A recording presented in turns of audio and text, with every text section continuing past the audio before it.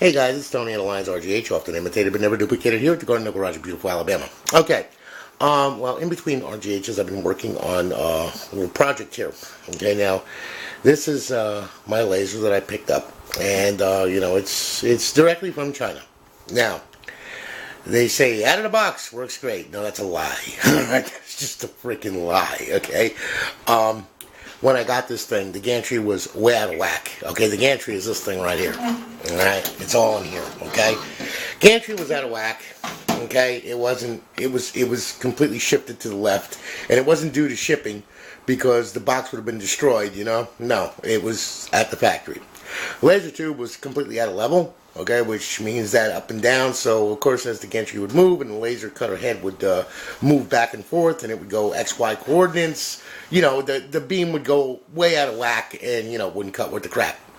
So, after extensive modifications, I have something that is working now.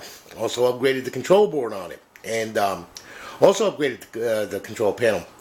As you know, a CO2 tube, you know, you can't go over 18 MA. If you go over 18 milliamps, you'll kill it quick. Okay, so, you know, but you know, they have a digital panel that came with this thing. The digital panel is all great and wonderful, except when it lies. Okay, and coming from where this thing came from, I would believe that the whole thing was a lie. All right, so what I did was, all right, is I went ahead, I upgraded the control board, upgraded everything on the dang thing, alright, and what I did was I made my own control panel, okay, with this thing, actually. I did the fonts, I did the laser, I did the cuts, and that is 5 millimeter plexi.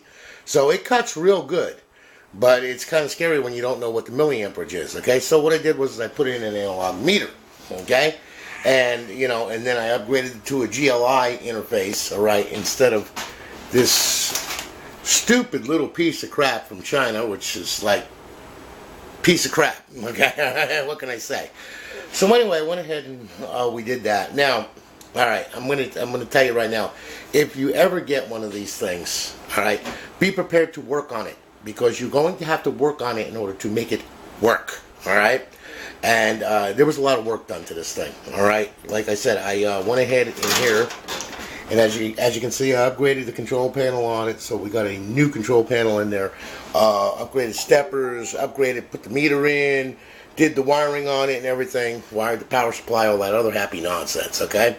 So we got that all done, all right? Now, okay, this one here is going to be a potentiometer to control the actual voltage. Right now I'm using this board because I still have to trace out the pins and find out which one is the actual adjustment for the potentiometer, so I'm able to adjust the MA.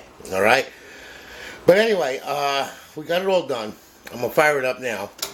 Okay? Now as you can see, you know, panel comes up, everything's all good, laser initializes and everything, works great. Okay?